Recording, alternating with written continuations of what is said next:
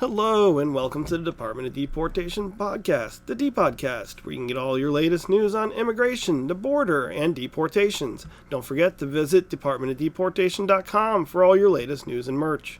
In this episode, we'll take a look at Tom Homan updating us on how there might be no federal money for illegal immigrants going forward.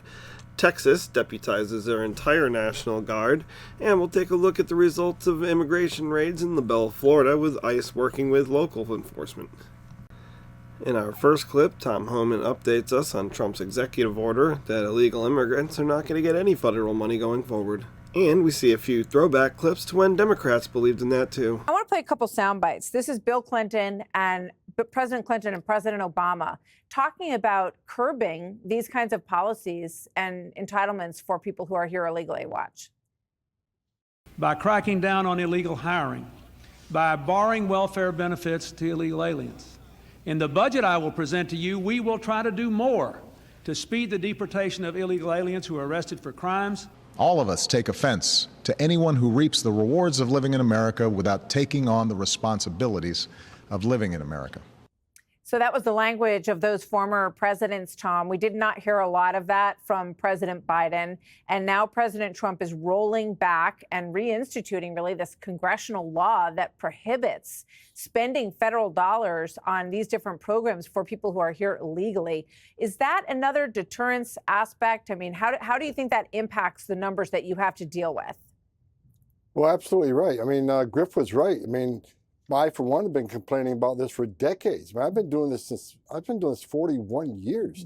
I started in 1984 in the Border Patrol. And yeah, Clinton and Obama said the right things. They talked the talk, but they didn't walk the walk because the agencies didn't really get into the misuse of these social services, social funding. And President Biden fell off the face of the earth with it. We're in the multi-billions of dollars. And 130,000 of social services per illegal alien, that's more than most Americans make a year in the salary. So it is a major driver. I mean, I'm doing this a long time. I know how many times you hit a load house full of illegal aliens waiting for payment to get released to the people who smuggle them in the country, and how many welfare cards and food stamps and social services envelopes you see all around these homes. It's been going on for decades, and don't thank God for those, because look, these billions of dollars we're going to save that illegal aliens shouldn't be getting, they can help rebuild North Carolina. They can help rebuild California, where they're devastated by these fires. In Kentucky, there's a lot of things we can do for American citizens, the homeless vets, where these billions of dollars are illegally being given to people who aren't supposed to be here. I know how strongly you feel about human trafficking and sex trafficking and slave labor. I'm wondering how much of this money went into the pockets of cartels to run this business of immense human trafficking in this country. Well, we're going to find out. Look, we got a Homeland Security task force here at the White House that I'm involved with, and we're digging down to that. You're going to see a lot of investigations on how all this happened. I think the next place you need to look is the United Nations. How much money did the United Nations, certain officers with the United Nations, how much they spend on this massive illegal immigration crisis we've had the last 4 years? There's a lot of places we need to look, where that money came from, where that money was spent. So I can guarantee you there's going to be a lot of investigations on the funding of the NGOs and all these groups that supported this massive illegal immigration crisis on the border, and how that money was spent with the NGOs, how much that money was given to illegal aliens to help them enter this country, get money given to them south of the border in Mexico and Central America. There's a lot to uncover, and I thank God DOJ is on top of it. Tom Homan, thank you very much. The borders are... I'm a big fan of getting rid of federal benefits. It's what we've been doing here in Florida. Get rid of the incentives and people are just simply going to leave and self-deport. In the next clip, we'll see Texas deputizing their National Guard, allowing them to conduct enforcement operations and arrest illegal immigrants. The state of Texas has deputized hundreds of National Guard soldiers, now giving them the ability to make arrests. Let's get out to Eagle Pass, Texas, where News Nation's Jorge Ventura has more. Jorge, on this escalation of power. So what can these soldiers do today that they couldn't do before? Well, Nicole, for the first time ever now, Texas National Guard troops here in South Texas will have the law enforcement authority to detain and arrest migrants. In the previous 4 years under the Biden administration, while we did see hundreds, if not thousands, of National Guard troops here deployed across the border here in Texas, they were serving more of a deterrent role. So actually right behind us, Nicole, right now, we do have some Texas National Guard troops actually with Border Patrol. It's unclear right now if they're conducting some type of training. So before they would serve more of what we call a deterrent role. You see those shipping containers, you would normally see troops standing on top of that, making themselves visible to migrants and smugglers, so then that would deter those illegal crossings. But now, for the first time ever, if those illegal immigrants do make it now onto American soil, they can make arrests. It's really the first dramatic shift here when it comes to border security for the state of Texas. It's the first kind of state law enforcement that has that type of authority. And on Friday, the first 300 Texas Military Department soldiers were sworn in, and they did take an oath to assist Border Patrol agents when it comes to enforcing immigration laws. So now they'll have that ability to apprehend migrants, detain them, and make arrests, all in collaboration with Border Patrol. They are now no longer just serving as that deterrent role, can now make now more of a law enforcement authority. Now, according to the Border Patrol chief, Michael Banks, he praised this move actually even before he was sworn in as chief. He actually was visiting here in November alongside Border Czar Tom Homan, where Tom Homan did praise the state of Texas as the model when it comes to border security. He now says that this will strengthen the cooperation between federal and state officials when it comes to border security. He personally visited the Rio Grande Valley. You're looking at some of that video now, and thanked those agents in person. Now, last month, Texas National Guard, Texas DPS, and Border Patrol carried out a large-scale training exercise all together, deploying Blackhawks. We saw those Chinook helicopters, as well as also deploying around 28 military trucks to South Texas. And during that operation, the Border Patrol did confirm that now they'll be working with Texas National Guard under Title VIII authority. Take a listen. Our main priority is always ensuring that our communities are safe, which is why we work in close collaboration with our partners. Another thing being that Title VIII sanctions are in effect, which means anybody who is illegally crossing into the United States will be apprehended, detained, and removed. And Nicole, under the Biden administration, when I spoke with Texas law enforcement sources, they said that under the Biden administration, federal and state were on dual missions, meaning that while Texas played the active role of deterring and placing those kind of cargo ships and blocking migrants from reaching American soil, because the federal level with Border Patrol agents were doing the catch and release policy, they said it was a dual mission. And for the first time, they say they have now are on that same.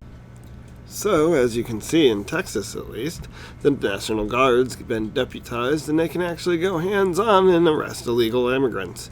They no longer have to stand by idly while they run into the country. In our final clip of the evening, we'll take a look at LaBelle in South Florida, where ICE is working with local law enforcement to get some of these illegals out of here. We'll also hear from an anonymous business owner, a landscaper, who was employing these illegals and suddenly doesn't have a workforce. Illegal immigrants are being detained. Today in LaBelle, 4 people were taken into ICE custody. Gulf Coast News' Elise Shingari is breaking down the new information. Elise? We are here in LaBelle with brand new information and brand new video and pictures of what happened here on Garden Street and West Cowboy Way. Hendry County Sheriff's Office confirms with us that their deputies helped assist ICE agents in this area this morning.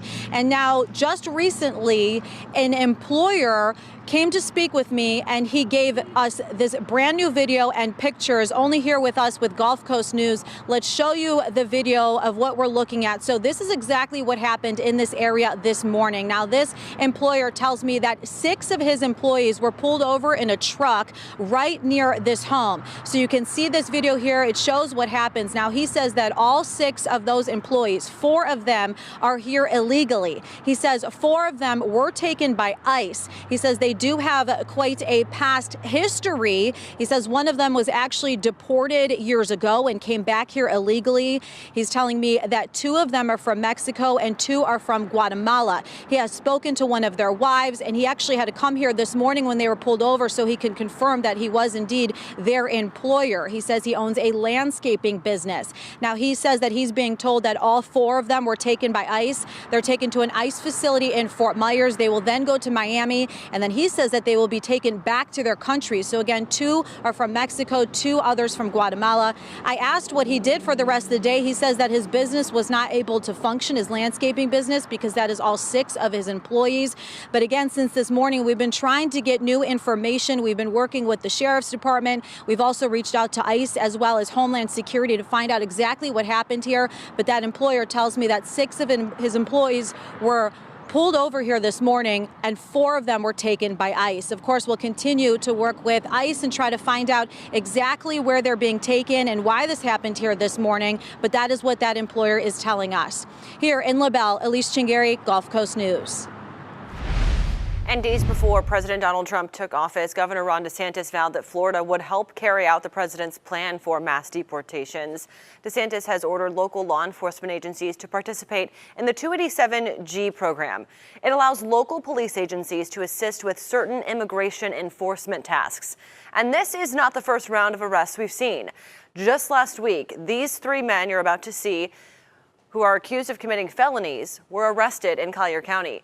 CCSO says they are considering turning the Immokalee Jail Center into a detention facility, as well as increasing Marine patrols. So we see that just like Texas, Florida had already deputized a bunch of their National Guards and their State Guard. That's pretty awesome, and they're doing it with some of the local law enforcement too, and Highway Patrol. So amongst all these groups, we're starting to see that the enforcement for immigration is being spread out nicely. And as we also heard, they might be converting a local jail to an immigrant detention facility to help out with the effort. Well, that does it for this episode. Don't forget to like and share the video. You can find us on YouTube, Rumble, X, and Instagram. And don't forget to visit DepartmentOfDeportation.com if you like any of the shirts that you see in the background. It helps support our channel, and it's some cool merch.